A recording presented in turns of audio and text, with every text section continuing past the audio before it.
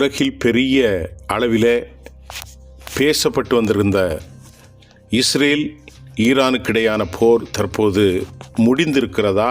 அதன் நிலைகள் என்ன?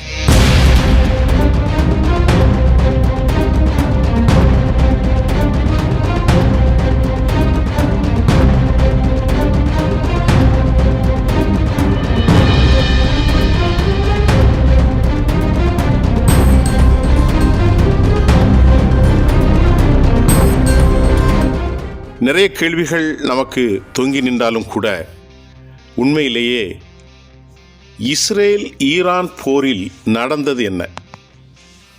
ஈரான் இஸ்ரேல் சண்டை நிறுத்தத்திற்கு முதலில் அழைத்தது யார்? காரணம் என்ன?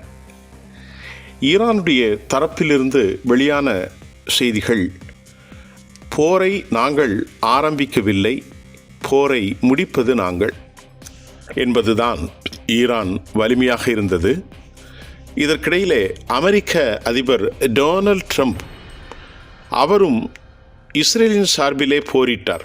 ஆனால் இப்போது அமெரிக்கா சமாதான கதாநாயகனாக மாறியிருக்கிறது. எங்கும் வாதி பிரதிவாதிகளுக்கிடையே மத்திய தரப்பு ஒன்று இருக்கும். ஆனால் இங்கே சண்டையிடுவோரே சமாதானத்தினுடைய தலைவராக டொனால்ட் ட்ரம்ப் மாறியிருப்பது பல பேருக்கு இது பெரும் ஆச்சரியத்தையும் அதிர்ச்சியும் ஏற்படுத்தியிருக்கிறது.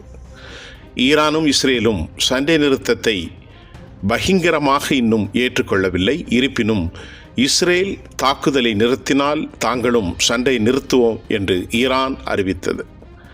அதே சமயம் மத்திய கிழக்கு நாடுகள் உண்மையான வெற்றியாளர்களாக இரு நாடுகளும் தங்கள் எதிர்காலத்தில் மிகப்பெரிய அன்பு, அமைதி மற்றும் செழிப்பை காணும் என்று டொனால்ட் ட்ரம்ப் தெரிவித்துள்ளார்.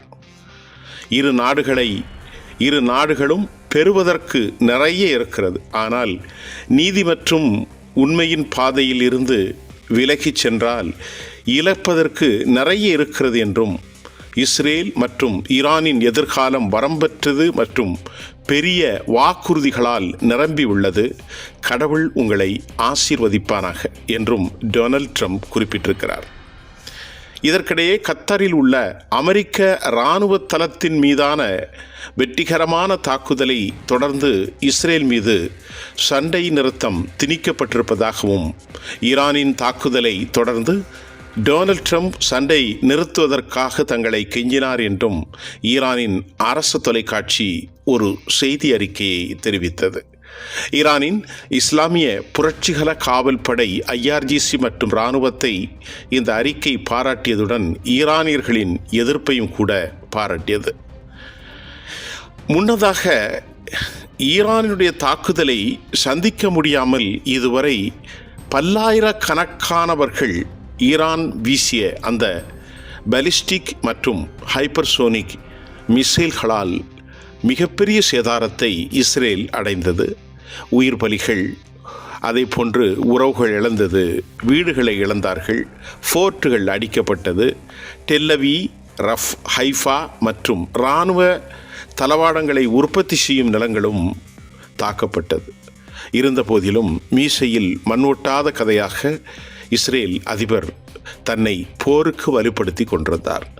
நிலைமையை உன்னிப்பாக கவனித்த அமெரிக்காவும் மேற்குலகமும் இது மிகப்பெரிய தோல்வியில் சந்திக்கும் என்பதை நன்கு உணர்ந்து கொண்ட அமெரிக்கா, கடவுள் உங்களை ஆசீர்வதிக்கட்டும், நீங்கள் 2 பேரும் ஆபிரகாமினுடைய வழித்தொண்டர்கள், உங்களுக்கு நிறைய ஆசீர்வாதம் கிடைக்கட்டும் என்று அவர் வாழ்த்தி, எப்படியாவது இந்த போரை முடிவுக்கு கொண்டு வந்தால் நாங்கள் தப்பிவிடுவோம் என்று கெஞ்சியதும் உண்மைதான்.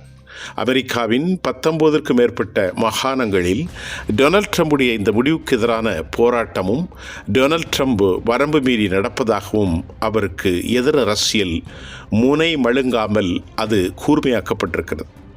இதற்கிடையே கத்தர் பிரதமர் ஷேக் முஹம்மது பின் அப்துல் ரஹ்மான் அல் தானி ஈரான் இஸ்ரேல் இடையே சண்டை நிறுத்த ஒப்பந்தம் ஏற்படுவதற்கு அமெரிக்காவின் நட்பு நாடாக அவர் மிக அதிகமாக உதவியதாகவும் நமக்கு செய்திகள் வந்திருக்கிறது. அதை போன்று கத்தர் உள்பட இந்த பிராந்தியத்தில் சவுதி அரேபியா மற்றும் உண்டான அமெரிக்காவின் துணை நட்புகளாகவே இந்த விவகாரத்தில் தலையிட்டதாகவும் செய்திகள் கூறுகிறது.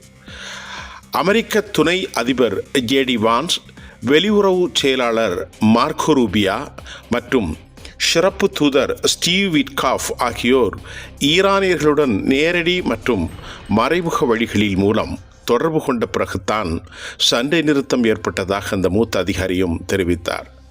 இஸ்ரேல் தாக்குதல்களை நிறுத்தினால் எங்களுக்கு பதிலடி கொடுக்கும் திட்டமில்லை என்று கடுமையான அமெரிக்காவின் அழுத்தத்தினூடாக வெளிவிவகாரத்துறை அமைச்சர் சையத் அப்பாஸ் ஆராக்சி கூறினார். அவர் தனது எக்ஸ் தளத்தில் இஸ்ரேல் தனது சட்டவிரோத இராணுவ நடவடிக்கைகளை எப்போது நிறுத்தினால் ஈரான் பதிலடியை தொடர எந்தவொரு நோக்கமும் இல்லை என்று பதிவிட்டார். ஈரான் பலமுறை தெளிவுபடுத்தியது போல் இஸ்ரேல்தான் ஈரான் மீது போரை தொடங்கியது. மாறாக நாங்கள் அல்ல. தற்போது எந்த ஒரு சண்டை நிறுத்தம் அல்லது இராணுவ உடன்படிக்கைகளை நிறுத்துவது குறித்து இதுவரை எந்த ஒப்பந்தமும் இல்லை என்றும் அவர்கள் கூறியிருக்கிறார்கள். ஆனாலும் அநேகமாக போர் முடிவுக்கு வந்திருக்கிறது என்பதுதான் உண்மை. இதற்கிடையிலே இஸ்ரேல் அதிபர் பெஞ்சமின் நெத்தானியாகு தாங்கள் இலக்குகள் முழுமையாக அடைந்து கொண்டதாக ஜம்பம் பேசியிருப்பது சர்வதேச அளவில் அது ஒரு பரிகாரமாக பார்க்கப்படுகின்றது. தங்கள் நோக்கங்கள் முழுவதும் அடைந்து கொண்டதாகவும் கூட அவர் கூறினார். எந்த நோக்கத்தை இஸ்ரேல் அடைந்து கொண்டது, எந்த விதத்தில் அவர்கள் வெற்றி பெற்றார்கள் என்பதை நாம் அறிந்து கொள்ள முடியவில்லை. உண்மையில் இஸ்ரேல் டெல் அவீவ், அதை போன்று ஹைஃபா போன்ற சில அளவிலான நகரங்கள் பெரும் அளவில் தாக்கப்பட்டது. இந்த தாக்குதலை சூப்பர்சோனிக், ஹைப்பர்சோனிக் மற்றும் பாலிஸ்டிக்கினுடைய தாக்குதல்களை தாக்குப்பிடிக்காமல் பல்லாயிரக்கணக்கான யூதர்கள் மடிந்ததும், யூதர்களுடைய கட்டிடங்கள், யூதர்களுடைய ஃபோர்ட் மற்றும் வணிகத் தலங்கள் முழுமையாக அழிந்தது. நாட்டை விட்டு பலர் ஓடிச் சென்ற நிலையில் அமெரிக்கா இதற்கு பின்பு போரை நடத்த தயாராக இல்லாத நிலையில், அதாவது இஸ்ரேலுக்கு உதவி செய்வதில் மனமில்லாத அமெரிக்கா இந்த போக்கை நல்ல முறையில் கவனமாக யூகித்து ஈரானின் வலிமையை புரிந்து கொண்டதாகவும், அதற்கு பின்பு தொடர்போரில் எந்த வெற்றியும் தாங்கள் அடையப்போவதில்லை என்றும், உயிரிழப்புகளையும் அங்கிருந்த இஸ்ரேல் அகற்றப்படக்கூடிய அபாயம் இருப்பதையும் அமெரிக்க வெளிவிவகாரத்துறை மற்றும் போரியல் ஆய்வாளர்களும் மத்திய கிழக்கிலிருந்து கள நிலவரத்தை தெளிவுபடுத்தியதாகவும் சொல்லப்படுகிறது. அதே நேரத்தில் அமெரிக்காவை எதிர்த்து போரிடுவதற்கு தங்கள் ஆதரவு எப்போதும் உண்டு என்றும், வலிமையான புதிய நுட்பங்களோடு கூடிய ஆயுதங்களை ஈரானுக்கு தாங்கள் தொடர்ந்து சப்ளை செய்ய காத்திருப்பதாகவும் கூட ரஷ்ய அதிபர் புட்டின் தெளிவுபடுத்தினார். ரஷ்ய அதிபர் புட்டினை நேரடியாக சந்தித்த அப்பாஸ் ஆராக்சி ரஷ்யா மற்றும் சீனாவின் உதவிகளை அவர் உறுதி செய்தார்.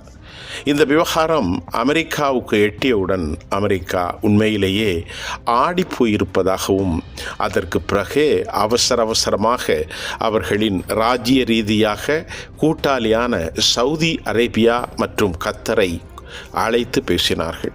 டொனால்ட் ட்ரம்ப் அவர்கள் பெஞ்சமின் நெத்தானியாகு மற்றும் இஸ்ரேல் அதிகாரிகளோடு கடும் அழுத்தத்தை கொடுத்ததாகவும், இஸ்ரேலின் உண்மை நிலையும் வருங்கால அவர்கள் படுகின்ற பல பாடுகளையும் அமெரிக்கா தெளிவுபடுத்தியிருக்கிறது.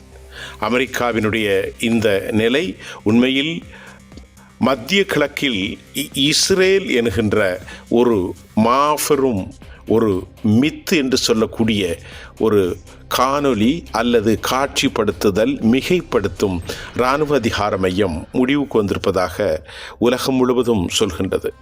அமெரிக்காவை எதிர்த்தும் யூரோப் நாடுகளை எதிர்த்தும் யூத சியோனிச படைகளை யாராலும் வெற்றி கொள்ள முடியாது என்பதை முதல் முஸ்லிம் அரசாங்கம் ஒன்று நிலைப்படுத்தி இருப்பதாகவும் கூட சற்று முன்னர் செய்திகள் வெளியான. எந்த ஒரு இஸ்லாமிய நாடும் தொடர்ந்து அமெரிக்காவை பகைத்து கொள்ள முடியாது என்ற நிலையை முதலாக ஈரான் மாற்றியிருக்கிறது. ஈரானுடைய அணுசக்தி நிலையங்கள் மீதான தாக்குதலுக்கு பிறகுதான் இந்த நிலை உருவாகியிருக்கிறது. அமெரிக்கா அஞ்சியதற்கும் இஸ்ரேல் அஞ்சியதற்கும் பல்வேறு காரணங்கள் உண்டு.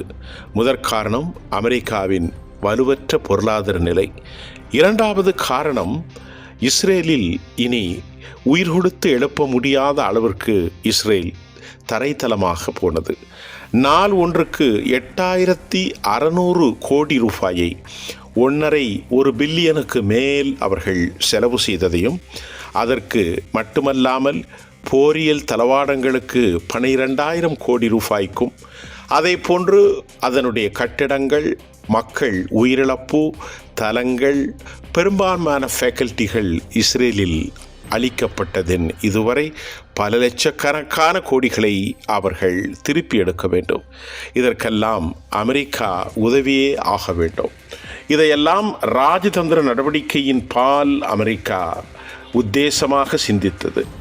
ஜலசந்தி நீரிணைப்பில், பெர்முஸ் நீரிணைப்பில் ஒருவேளை அதை இழுத்து மூடினால் அமெரிக்கா பெரும் கச்சா எண்ணெய் விவகாரத்தில் சிக்கிக்கொள்ளும். அமெரிக்கா மட்டுமல்ல, அதன் நட்பு நாடுகளான பலரும் இதில் சிக்குவதையும் அமெரிக்கா புரிந்து கொண்டது.